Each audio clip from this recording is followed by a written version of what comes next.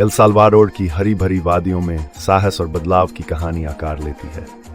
युद्ध की गूंज के बीच सल्वाडोर वासियों की लचीली आत्मा और समन्वय का जज्बा अंधकार से आशा की रोशनी की ओर एक राह बनाता है।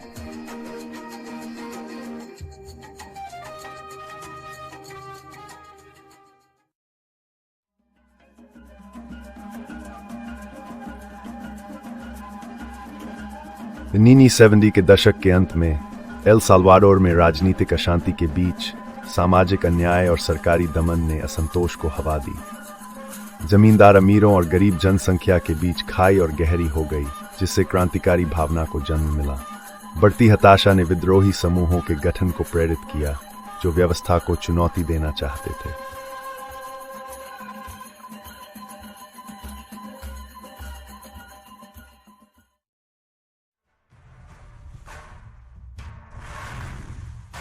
इस असंतोष ने फराबुंदो मार्टी नेशनल लिबरेशन फ्रंट को जन्म दिया, जो 5 वामपंथी गुरिल्ला समूहों का एक गठबंधन था। इसने उत्पीड़ितों को समानता और सामाजिक न्याय के बैनर तले एकत्रित किया। जैसे जैसे उनके रणनीति अधिक साहसी हुए, सरकारी बलों ने पलटवार किया और देश मीनीज तक एक भीषण गृह युद्ध में फंस गया।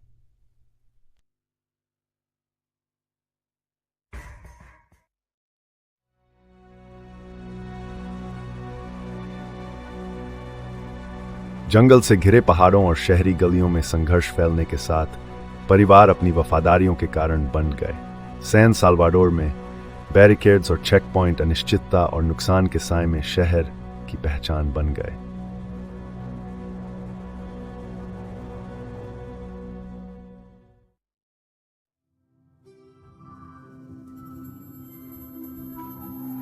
नीनीज 81 का एल मोजोर्टे नरसंहार गृह युद्ध की क्रूरता का भयानक प्रतीक बन गया, जब सेना ने लगभग 1000 ग्रामीणों की बेरहमी से हत्या कर दी। ये घटना युद्ध की निराशा की झलक थी, जहां सच्चाइयां मलबे और शब्दजाल के नीचे दब गईं।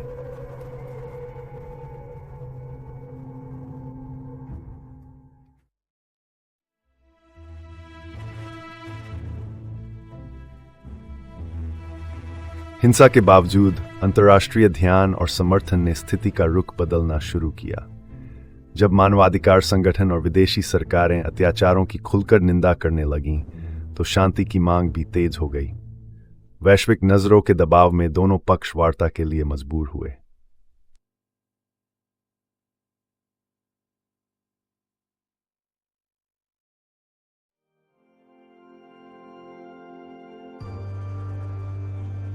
सल्वाडोर के आर्चबिशप अस्कर रोमेरो की शांति की अपील ने जनमानस को गहराई से छू लिया, लेकिन मार्च 1930 में उनकी हत्या कर दी गई। उनका बलिदान बदलाव चाहने वालों के लिए प्रेरणा बन गया और सल्वाडोर की आध्यात्मिक व क्रांतिकारी इतिहास में अमिट छाप छोड़ गया।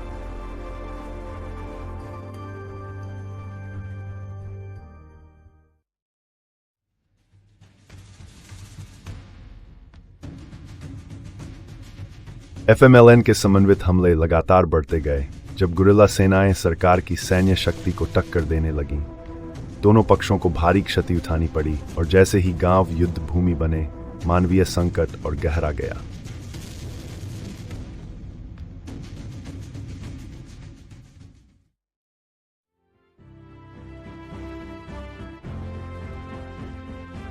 रिनांजनेक टावर की लहर में एक विवादास्पद अमेरिकी समर्थित राष्ट्रपति चुनाव के चलते जोसे नेपोलियन डुआर्टे सत्ता में आए। उनके सुधारों के वादों ने उम्मीद और संदेह दोनों को जन्म दिया।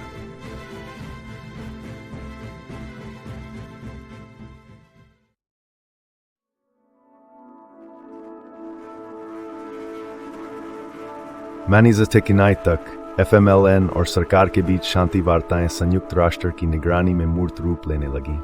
विश्वास कमजोर था, लेकिन दोनों पक्षों ने ऐतिहासिक मतभेदों को पार करने का प्रयास किया।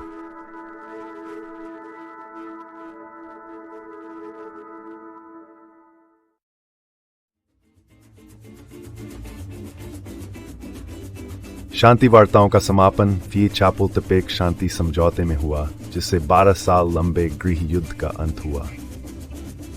सड़कों पर उल्लासपूर्ण जश्न शुरू हो गए, जिसमें मधुर संगीत और नई उम्मीद की लहर फैल गई।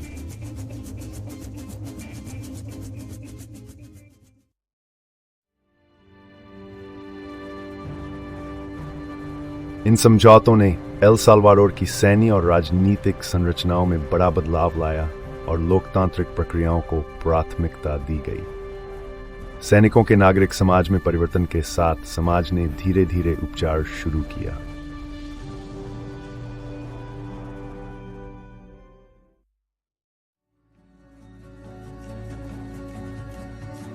युद्ध के बाद बदलाव में गैश के बार मुश्किलें भी आईं, लेकिन बढ़ती लोकतांत्रिक व्यवस्थाओं ने पुरानी समस्याओं का सामना किया। समुदाय आधारित पहलें शुरू हुईं, जिन्होंने घावों के बावजूद प्रगति और मेल मिलाप को बढ़ावा दिया।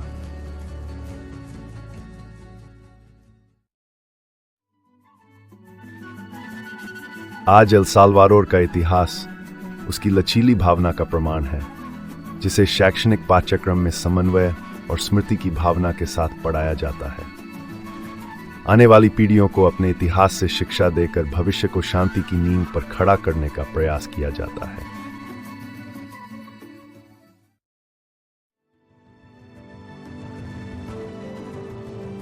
एल साल्वाडोर की यात्रा कठिन सच्चाइयों से गुजरते हुए अंधकार से प्रकाश की ओर जाने का मार्ग बनाती है। ये अपने अतीत से शिक्षा लेते हुए न्याय, समानता और अडिग भावना को भविष्य की समृद्धि की नींव मानती है।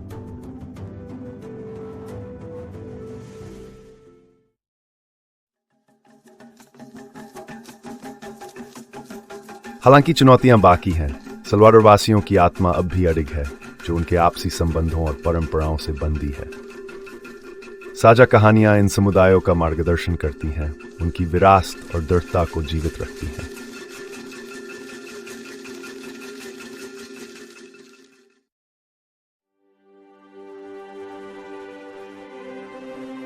ग्वाजापा युद्ध की कहानी उन कई कथाओं में एक है जो साल्वाडोर की पहचान बनाती है।